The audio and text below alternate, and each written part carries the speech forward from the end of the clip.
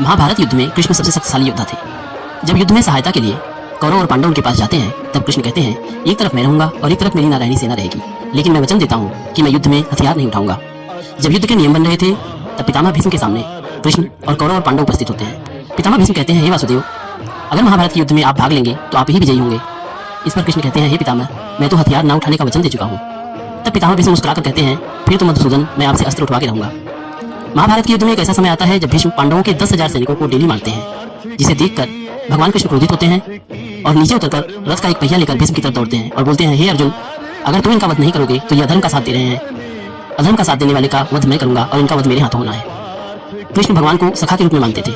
यह देखकर अर्जुन लज्जित होते हैं और कृष्ण का पैर पकड़ लेते हैं और बोलते हैं, हे माधव, आप अस्त्र न उठाने के लिए प्रतिज्ञाबद्ध हैं। ऐसा करने से आपका वचन टूट जाएगा, आपकी प्रतिज्ञा टूट जाएगी और मैं संसार में किसी को मुंह दिखाने के लायक नहीं रहूंगा।